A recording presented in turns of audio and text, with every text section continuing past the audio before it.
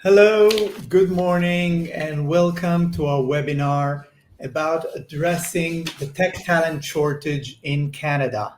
Here with us are Lisa Matias from ICTC and Eran Lasser from Wawiwa Tech. Hi, guys. Hello. Hello. Thank you for joining from all around Canada, and thank you to our speakers. As we know, Canada is facing a critical shortage in tech talent, and this shortage is only getting worse, meaning there's a need for a lot of tech professionals in the Canadian economy, and the available universities, training centers are providing only a fraction of what's needed in order to capture the potential of the digital economy. We'll share a couple of statistics with you guys before we get on to the discussion, and then we'll ask our distinguished panelists to both introduce themselves and to answer some of our questions on the topic. If you have any questions during the webinar, feel free to use the comments here on StreamYard in order to ask your questions, and we'll address them to our panelists. So let me share my screen and share a couple of interesting facts about the Canadian economy.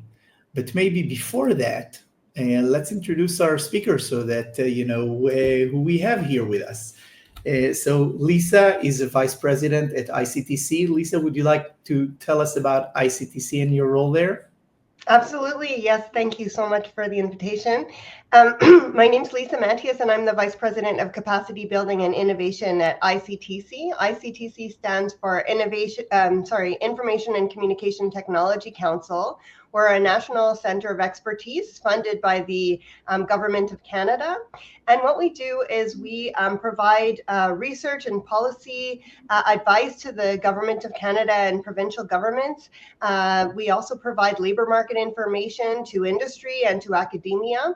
And we offer capacity building programs to learners to improve their skills. So that could be even at the K-12 level. We work with over 100,000 middle school and high school students to build awareness and interest in digital technologies. We work on upskilling and reskilling programs across the country. And we also help the C-suite understand the opportunities of digital technologies to ensure that Canada remains competitive globally and we can expand and keep our companies in Canada. Amazing. A very big role for a very big country. Eran Lasser is the CEO of Wawiwa Tech. Just a few words about Wawiwa Tech. So Wawiwa is an organization that is reskilling the world to tech, and we offer education partners around the world, universities and training centers, the richest portfolio for skilling and upskilling programs for tech jobs in high demand. For example, full stack and front-end developers, data analysts, data scientists, product managers, UX, UI designers, DevOps, cybersecurity analysts, and many more. We're available around the world in 6 continents and 15 different countries, including Canada, where we have currently Greystone College offer our software development courses in some major cities. And we're always open to new partnership, including in Canada, to supply the demand for tech training in different countries. Eran, would you like to tell us about yourself? So a little bit about myself. My name is Eran Lasser, and I'm a veteran in the tech education field in the world for the last, 25 years. Throughout the years, I've been involved in reskilling to tech for more than 50,000 people that most of them are actually working in the tech industry. And for me, this is amazing, the fact that we can change the life of a youngster and get him into tech and get him earn more. Usually, by the way, throughout the world, from our experience, he can earn more than twice the average salary in the specific country. So for me, this is amazing. I'm doing this for years and I love it. And throughout Wawiwa, so there's just mentioned where we are and what we do, I think that we can accomplish much more. The next few years are going to be amazing, and we are going to talk about this in a minute with the heavy involvement of AI in education and specifically tech education. And we are living in a very interesting life right now. Thank you. Absolutely. A very interesting period indeed. So, if we're looking at Canada's information and communication technology sector, the ICT, we see a very thriving sector with over 45,000 companies that are servicing or operating in this field. And 92% of these companies are in software or computers, meaning advanced businesses on the cutting edge of tech. And ICT contributes, according to ICTC's research, over 125 billion Canadian dollars a year, which is about 6% of Canada's GDP. We're talking about a very large sector with over 2.4 million people working in the digital economy, more than 10%, more than 11% even of the Canadian workforce. And it's a sector that benefits other sectors because for any ICT job, and every single job essentially creates 1.2 additional jobs in other sectors that support this sector. So, for example, we can think about travel, and we can think about catering, and we can think about offices, etc. All of these sectors benefit from the ICT sector, which is big and growing. And with respect to growth over the last 6 years, the ICT sector in Canada has grown by about 30%, where the average of all industries in Canada have grown by 7%. So we see that ICT is a very growing and contributing sector of the Canadian economy. At the same time, there's not enough tech talent in Canada to supply to meet the demands of the ICT sector. And according to the ICTC research, there are 250,000 people that are still needed in order to meet the demand of the tech sector. And if we can't train enough people to tech jobs, then Canada risks not leveraging, not meeting the potential of its economic growth over the coming years, which could translate to a very big problem. What do we do about it? Or first of all, let's talk about the impact that businesses and the government feel with respect to this tech talent shortage. So 30% of the IT positions in government are unfilled.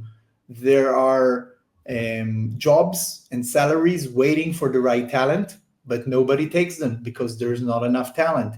80% of Canadian businesses require more tech employees, but 68% of companies report that they face significant challenges when trying to recruit tech talent. And last, also on the supply side, millennials, the generation that is currently in, let's say, junior management or mid-level positions in the economy, 40% of them feel that they're unprepared for the digital era and the digital challenges around them. So we see that on the one hand, there's a lot of potential for tech in Canada, but on the other hand, there are not enough people to supply the demand for tech talent.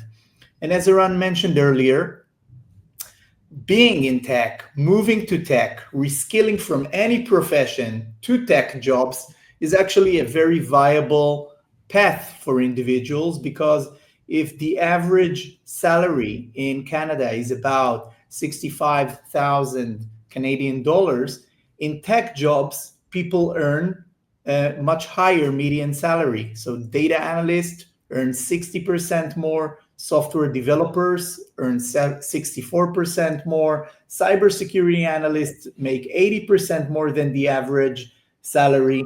And data scientists and cloud architects can double their salary in comparison to the average salary in Canada.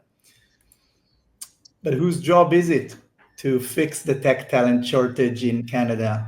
Obviously, there are many stakeholders. The government plays a role with policy, with subsidies, with incentives.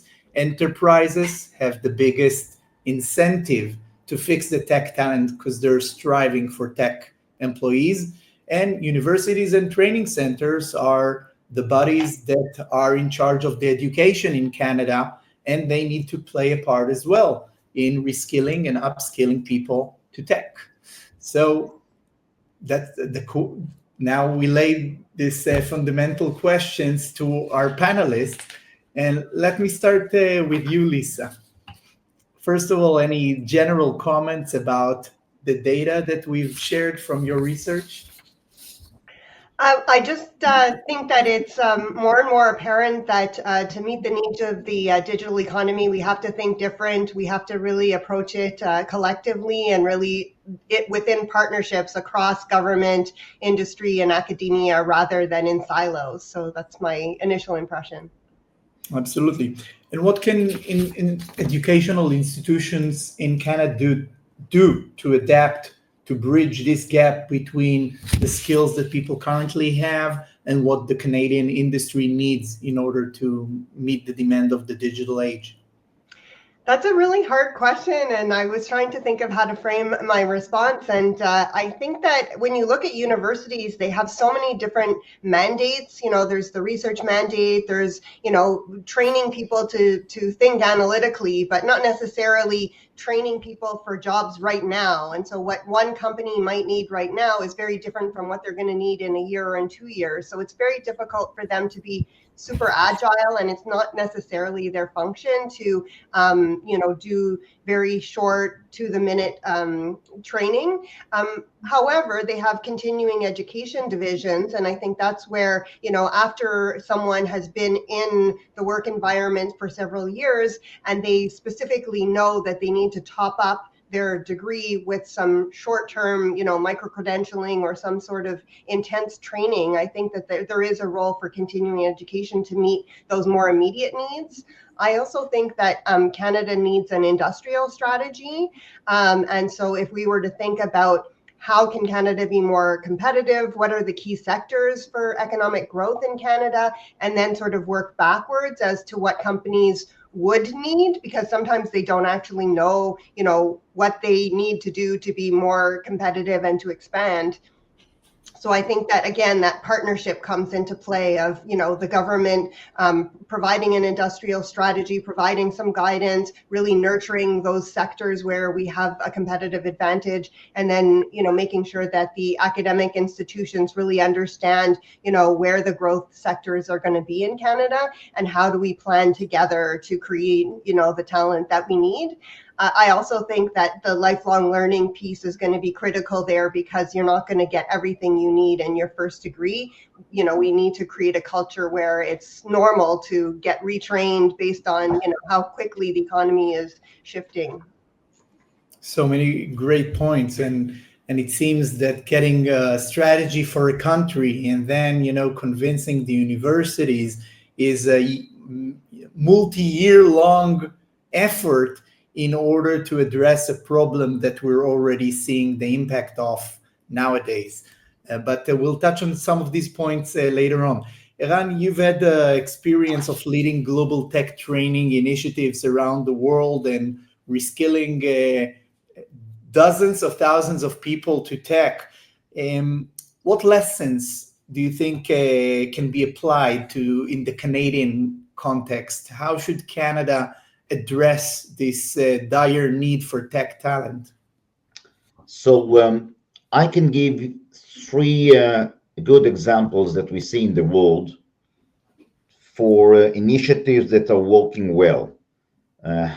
Does Canada will or will not adapt it? Okay, this is a different question, and I think Lisa can refer to it. But The first successful model that I've been encountered in the UK, in Germany, in France, is the apprenticeship model. Now, the apprenticeship model works amazingly if you do it right. And just to make it clear, the apprenticeship model from the model that I've been seeing and used is a triangle of the employer, the vocational training institute, and the students, and of course the government, who actually subsidized most of it. And the key for this is the employment of the graduates by the employer. So you need to set up a scheme that involves the employer who needs a specific topics with a decent students that will graduate, a vocational training institute that can hire the students or they hire the potential graduates for the employer, and of course the government that can subsidize this. And I've seen this model especially in the UK and Germany and some in France, which has a little bit different model, but at the end of the day it is highly effective if you do it right.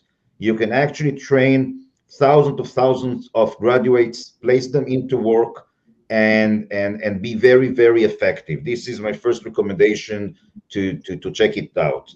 The second is we will say how to blend a job role based curriculum into the academic curriculum. Now, this is very important. My personal belief is that the future of academic studies is by blending what we call hands-on job role-based curriculum. And it's shifting the pure academic flavor of the universities into much more practical hands-on approach. And we've done this in our, by the way, with our partner in Canada. We've done this in different projects throughout the world, which we took our programs, blended into the academic curriculum, so the graduates can actually start to work instantly after they graduate their academic studying, which usually this is not the case. There is a huge gap between the graduates and what they know and what the market needs. And these programs, which we are not the only one that offers these kind of programs that are mainly hands-on and aligned with the industry needs, can do the job. And this brings me to the third point, which is try to establish an effective advisory committee. Now, the advisory committee is something that a lot of people are talking about this, but I am talking very, very practically. In all of our training centers with our partners, we establish a training and advisory committee, which are consists from leaders in the tech industry, which actually comments on our curriculum and brings their own needs. Now, since we are coming from the IT business with all our background, we know, let's say, 80% of the needs. Okay, it is general needs all of the round, but the 20% is market specific.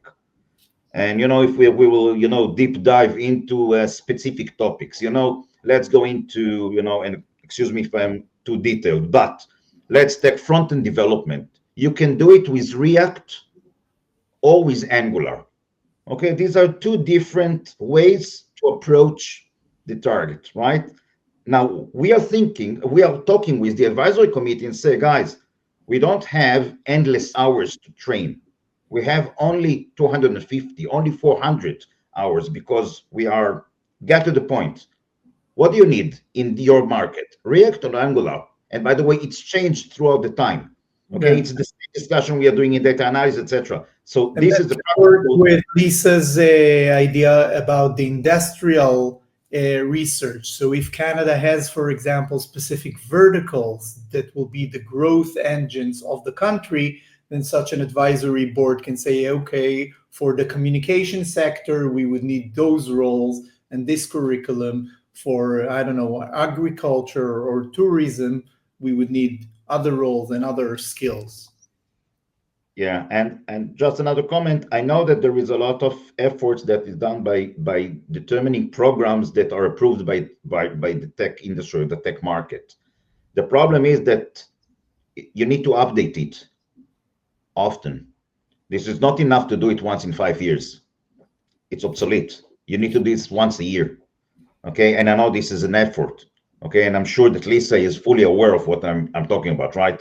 Okay, so this is something that have to be done, and this is what we are trying to do constantly in our training centers. Okay, then this is for now.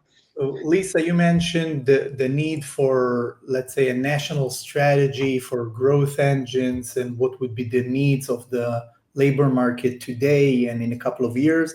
Iran mentioned the apprenticeship model and integrating career-oriented programs within academic degrees in the universities. And it all comes down essentially to policy and regulation, right? So what is the Canadian government doing in these areas at the moment, and what are some next steps that policymakers and regulators in Canada can do in order to advance in the right direction? Yes, thank you. We're working really closely with both the federal and the provincial government to really address a lot of what Iran just described. So as we talked about, the skills that are required to grow the Canadian economy are changing so fast. So we have these talent mismatches. And, you know, the way a university works, it could take 2-3 years to create a new program, and the provost has to decide. You know, there's a lot of deans within the faculties that are vying for resources. And so it's very hard for somebody in a high growth area to justify, we need more faculty members, we need more programs in AI or this or that, compared to, you know, the other faculties. So it is very difficult to, you know, have very agile changes that Iran was talking about that are necessary to keep up with industry demand. And I really like what he talked about in terms of the apprenticeship model. And we've been working, we you know, indicated several years ago that Germany is doing really well in this experiential learning and work integrated learning, and really that, you know, dual education of the theoretical but then the applied. And so we were one of the early instigators of the work integrated learning program, and we continue to offer it. And we work with you know, many thousands of companies on placing current you know, post-secondary students in companies to work on real problems that are, you know, exactly what the companies need. And it also gives experiential learning opportunities to these students who don't have any Canadian experience. And that's what we're hearing from the companies, is that I'm looking for a mid-career professional in this particular area, but if they don't have a chance to get in the door to get some experience, then we're not going to have any of these mid-career professionals that have that experience that the companies are so desperate for. So it's a catch-22, and we're trying to resolve it with this work integrated learning process that the government of Canada has been very generous to fund for many years now, that we've been offering in conjunction with the government of Canada and some of our partner delivery agencies.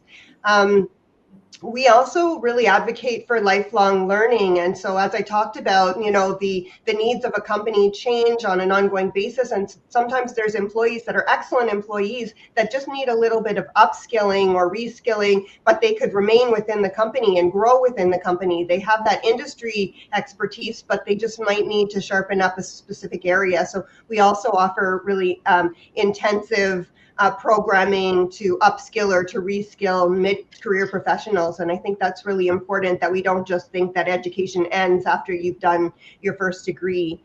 And we also work very closely with the Government of Canada on data-driven labor market decision-making, and so providing cutting-edge labor market information so that people can do forecasting and really understand, you know, what we anticipate the trends to be, because people are not always great at forecasting, and we really need the data to make some key decisions to prepare the workforce for, you know, these emerging demands that we haven't seen quite yet.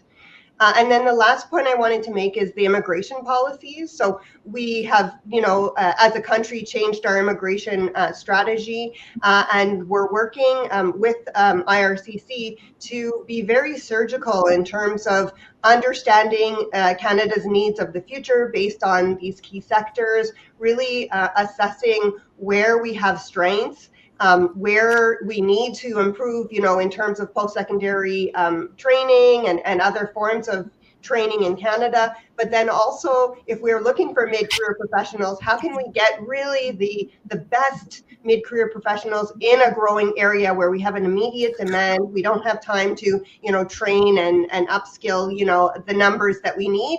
And so being very targeted in terms of bringing in experts that have that industry experience, that technical experience, and attracting them to Canada and making it really exciting for them to shift their career to a Canadian company. So those were my 4 points that I think fit very integrated together in terms of the policy.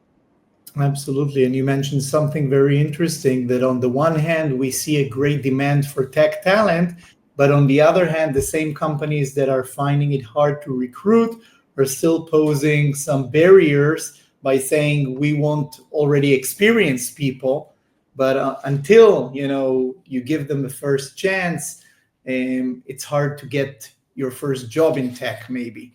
So exactly. And if I could add there, even when we bring in mid-career professionals, we work with newcomers to Canada, permanent residents, and try to integrate them into the Canadian workforce. And the companies are saying, well, we want Canadian mid-career professionals. So they're very niche in terms of, many of the times what they're looking for. So we do try to compensate for that in terms of providing, soft skills training and, the Canadian work culture, so that people can, have some exposure to Canadian companies before they get hired. But there's a bunch of barriers that people face in terms of they might have some of the tech skills that employers are looking for, but there are multiple reasons why the employers are not happy with the supply that we have now. Absolutely. And Eran, you had the experience of placing, I would say, a lot of people in their first tech job. What do you think are like the most attractive skills for candidates in order to get their first jobs? And are there any skills that are evolving and you feel those are going to be the skills that employers look for in the coming years? So first of all, I think that we all agree that everybody should be all in on AI. Okay, I think this is the right term, all in. Okay, AI is everywhere. Now, it's not only about the personal performance enhancement, which is obvious, from my point of view. The using of AI should be learned now from, I don't know, the 4th grade. As as we teach Excel, Microsoft Windows, and how to use Google and the internet, right? It's the same level. But talking from the point of view of tech job roles, I think that AI is going to be implemented in all of the curriculum of the job roles, and actually we've done this already. I would recommend to try and look for the new software developer job role. It will be something like AI software developer, which is not well defined yet, by the way. Okay, let's be honest. It is not well defined yet. I am looking at it for the last 6 months, and it does not necessarily totally understood what is an AI software developer, but it should be something like ability to understand how to operate your software development abilities with AI, and at the higher level is how to actually make it work and make it much more efficient to your company. And it reminds me the days when everybody was moving from procedural programming to object-oriented. It took some years, but eventually everyone was moving to object-oriented programming.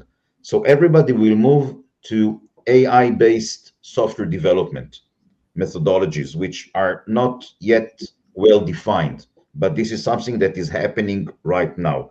And this is the first thing that we have to look at. The second is all the cyber programs. Okay, cyber is everywhere. And by the way, one of the most important things that starts to evolve is what we call secure coding. And again, I'm getting into the to the details, but this is very important when you're talking with software companies and cyber companies. Secure coding is one of the most important things that actually almost all of the programmers should know how to use secure coding. Okay, so in one hand, you have cyber abilities like operating SOC, penetration testing, and even CISO. And at the other hand is what we call cyber or secure coding in the software development. This is the second one that I will recommend to look at. The third is data is everywhere. So data analyst right now is a hit. This is the most in-demand job role that we can see. And by the way, from our point of view, this is the most sellable program is data analytics. Okay, this is the most in demand and the most sellable, and we see it all over the world. And there are some flavors that this is the data analytics, and then there is the business analytics. Okay, which a different level of person and job roles. And all of this is not going to fade away with the AI. AI is going to be used by business analytics to make smarter decisions and have much smarter recommendations. So data, job roles is perfect. The last one that I want to mention is the product management. There is always place for product managers. Okay, product management job role is something with a very, very nice appealing. It is something that people are aiming for in all of the country, in all of the countries, all of the job roles and all the organizations. People are striving to be product managers. Okay, and we will see a lot of activities in the product management sector as well. And don't forget, and Lisa talked about this, is the lifelong learning abilities. You have to have a lifelong learning abilities. You need to know how to learn by yourself, how to get updated all the time, and this is something that we are emphasizes all the time. So on the one hand, there are certain job roles that are in extremely high demand, like cyber that you mentioned, product managers, maybe even the people who program AI, like data engineers and NLP experts. But on the other hand, I like the fact that you mentioned that AI and data analysis are actually skills that are needed across any industry and any job, right? We all work with a lot of data. We all need to utilize all the AI tools like ChatGPT and others in our day-to-day. From my point of view, the data is something, the data job role, data analytics job roles, etc., is something that is obvious as the digital economy evolves. As digital economy evolves, it produces much more data. Organization needs to understand what to do with data. So this is the data analytics job roles. Okay, and this is exactly what's going on in the world right now. Right, but I'm asking, I'm trying to take it maybe from the details of software development to any Canadian in any job role. So, for example, AI is a skill that everybody would need. Some data savviness as well. Lisa, maybe are there any skills that any candidate really needs in order to get his first job in Canada? Assuming even that they're not Canadian, is it maybe soft skills or other things that can work? Yeah, that's what I was going to say, is that a lot of the technical skills that are trained for are appropriate for the job. And then the candidate who's never had any experience in Canada finds it really hard to integrate easily into the company, into the culture, really understanding work. And especially as people are working hybrid or working from home, they don't have that, conventional knowledge of, how to interact with colleagues and things like that. So we're really seeing that we need to pair the technical skills training with a lot of soft skills training so that they are work ready in the true sense and, holistically ready. And how do you teach people those soft skills currently, and what is missing? Yeah, so we have workshops and panel conversations with employers to talk about, how to write a job application, how to present yourself, your resume, first days on the job, how to integrate, what's important, how to, just the basics, you show up for your meeting and organize yourself and, just things that we take for granted because we've been in the work world for many years. It's not obvious to people coming from another country or just coming out of university or a college. So yeah, I think we're experimenting, but we found that we've built a lot of confidence in whether it be new graduates or people coming from other countries to just ensure that they can integrate smoothly. They present themselves well during the interview. They show how their skills match what the company's looking for. Really, present themselves as a strong candidate, and then the first 90 days goes much smoother than without these additional skills. So really trying to pair the two. Yeah, it sounds like there's a lot of preparation to get candidates in the door, to get the job. But Iran, in your programs, do you also integrate soft skills on how to work the day to day of a certain job role? Like, what does a product manager needs to do in his day to day, or what a day of a cybersecurity analyst looks like? So from our point of view, it all starts from what we call the final project of a program. And when we define the final project of a program, uh, we sit with the advisory committee, okay, with the industry experts, and we ask them what is a typical day or typical project of a graduate of this kind of a program. And from that point of view, we are doing some kind of method of reverse engineering. So first we define the final project, and when we do reverse engineering, building the building blocks of the program. And part of the building blocks are soft skills ability. I will give you an example. Okay, the ability to do self-learning. Okay, this is something that we are working on and emphasizing in our program. The ability to do teamwork. Okay, not to do this by yourself. So our project starts with individual projects, and then we are doing this in couples, and the final projects are, as an example, are in groups of 4 or 5, So just to teamwork as well. make the real world a little bit similar to what's going on in our programs. So this is the way that actually we tailored our program to the industry needs and the industry demand from the point of view of specific job role. Let's talk about accreditation for a while. So, a lot of times, governments set certain standards for training programs, for academic degrees, for sure. It takes time to change the curricula. While the industry progresses much faster. Like, if it needs AI, it needs AI now, and the government might have not created yet the accreditation for AI or approved the academic degrees for the advancement of technology. How is the Canadian government and Canadian universities and colleges, Lisa, handle this situation? And do employers stick with the requirement for some formal accreditation, or are they more flexible in recent years?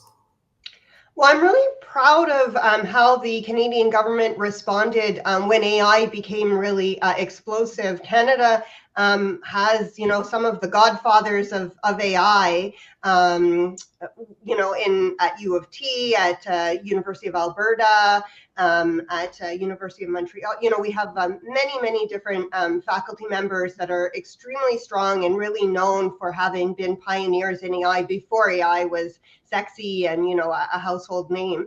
And so Canada developed the first national AI strategy in the world.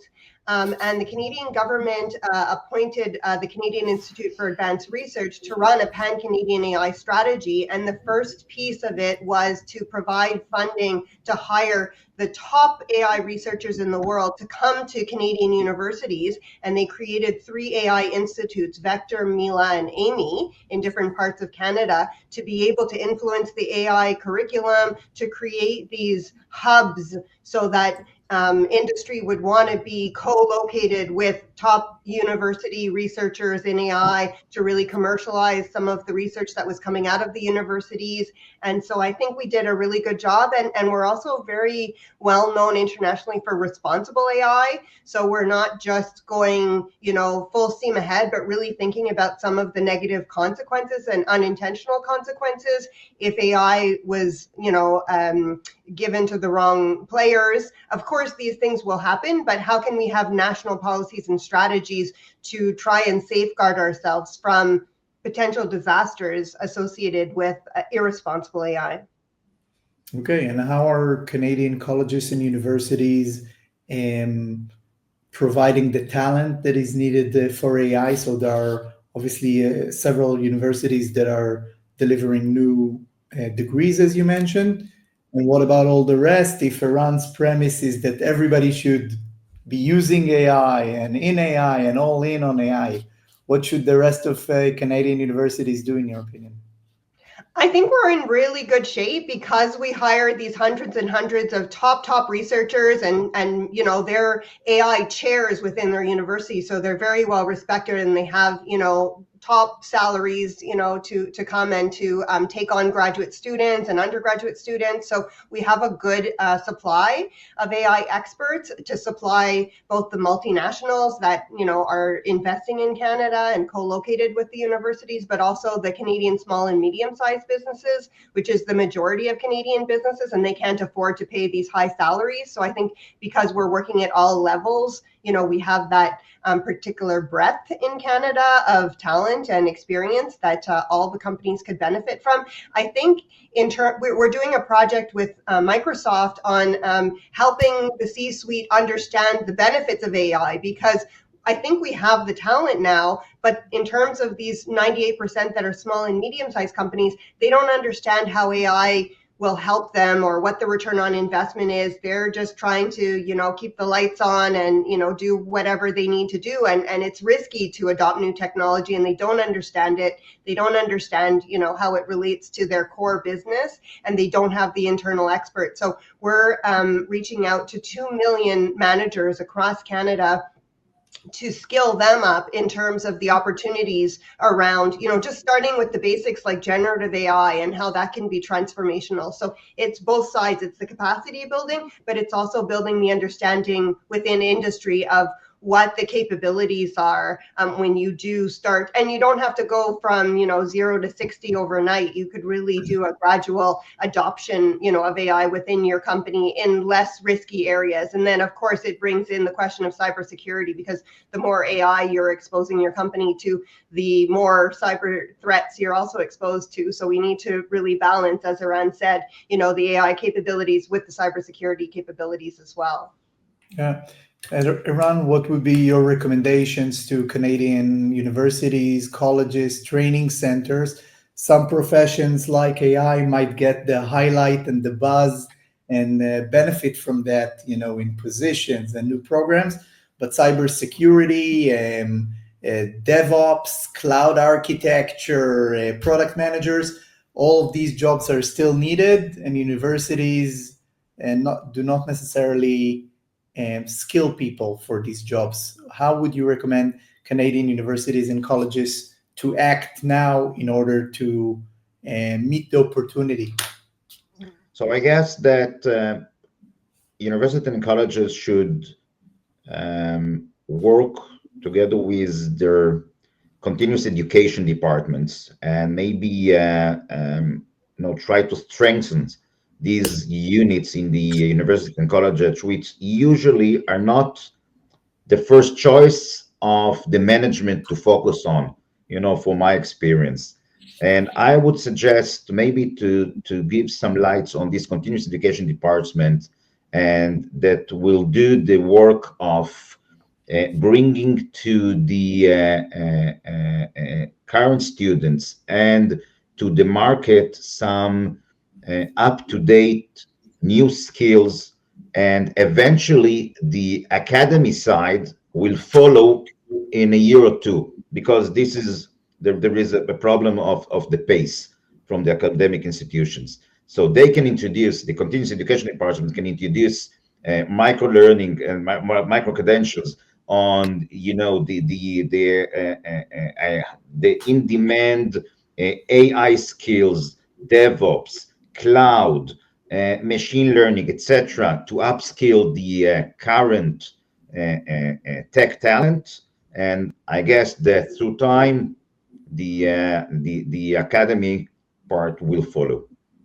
And if I'm a university in Quebec or Toronto and I want to integrate some career-oriented program in cybersecurity in my next academic year, how does that work? What is the process to get So there? actually, this is what we are doing in some of the in some of our partners. We actually taking our program, which is tightly connected to the demands, which are hands-on, which prepare the graduates to be employed instantly, and we actually blend it into the academic studying. These process should be, of course, be accredited by the regulations, of course. But this is something which is very, very practical. Great. And Lisa, do you see any policies that you still strive to implement in Canada? Anything that you aspire would happen in Canada in the next 2 years that hasn't happened yet? Well, getting back to the point about the industrial strategy, I think, Canada sometimes tries to spread the peanut butter very thinly so everybody gets some. And I think we need to choose some winners and really decide, these are the sectors where we're going to double down our investment, and really, these are going to be the ones that we think will really power the economy in the years to come. And then really understand, as a sector, what are the needs? How are we going to shape and grow the sectors? Because as I said, these, very small companies, if they're 10 or less employees, they're really not able to think that far ahead. And as I said, even we can train the best talent and we could have excellent talent, but if there's no receptor capacity on the company side, and if they really are not willing to make those investments in a digital transformation, many of them say, I understand that I have a need for cybersecurity, but I don't have any money for it, and I'll worry about it, once I have an attack, and then they're bankrupted because, they can't afford it. And they don't really understand, what they're not able to do risk management necessarily in a way that, is helpful in terms of making, the appropriate investments, but, they're not in a position to really do this long-term planning. Many companies, I shouldn't say all. And so I think that working, with this cluster-based approach, or, with key sectors, and really trying to help a consortia of companies is very important in a context like Canada with so many SMEs. Amazing. We have one question from the audience. Anybody in the audience, if you have any questions, feel free to post them. We're wrapping up soon. The question, Lisa, is for you with respect to small and medium businesses in Canada that might not have the resources or the connections of larger enterprises. How can they work with ICTC or with universities and training centers to reskill and upskill their workforce, which is obviously smaller and maybe less meaningful to the nation, but still very important to them? Thank you. That's exactly our mandate. We're here to support the small and medium-sized companies to really understand their needs and to support them with work subsidies to take on, student interns. Even if they can't afford it, we can pay, up to 50% of the salaries of the students so that they can help with digital transformation projects and other activities. We have upskilling and reskilling programs. So right now we're training 500 learners in cloud engineering and generative AI, and all kinds of areas that Iran said are in high demand. So really working directly with companies to have industry informed programming. So we welcome feedback and integration of SMEs to really understand how we can integrate very smoothly their current employees and upskill them for the jobs that they need, or to find and complement that. And then, if they're looking for hiring immigrants or new immigrants or recent immigrants, we also have programs where we do matchmaking, and they can meet with a number of our audiences, our learner groups, to find exactly what they're looking for. So I'm very happy to reach out directly or to provide contact information to help any SMEs that would like to engage with ICTC. Great. Eran, any final comments for the webinar? No, just thank you very much, Lisa. Thank you for your time. Thank you, Oded, for hosting us. Thanks. Lisa, any final comments on your end? I just wanted to mention one last thing. Thank you so much for everything. I really enjoyed it. The last point is really the skills mapping. I think it's important, and I didn't get a chance to integrate it into previous questions. We have some like AI assessment tools or digital infrastructure assessments, and I think it's really interesting to be able to do an objective assessment of what the company needs and what the employee has now, and then you exactly know where the gaps are, and you can meet those gaps with very targeted training. And that's what we've been doing. And we have one program that was recognized by OECD called Edge Up, and we took people from the oil and gas sector in Alberta whose jobs were being eliminated, and we took an assessment like, what transferable skills do you have, and where are the gaps enter the digital economy? And then we provided very specific just-in-time training to move from oil and gas to the tech sector. And I think that was a really effective way of, rather than individuals identifying where they think they're strong or what their interests are, being very strategic and scientific about the process of filling in those gaps based on industry needs. Great. Thank you, Eran. Thank you, Lisa, for your contribution. And we'll publish a recording of this webinar. If you want to ask more questions that we will forward to the panelists, feel free to send them on the Wawiwa website, wawiwa-tech.com. And we're looking forward to seeing you again in our next webinars. Thank you very much.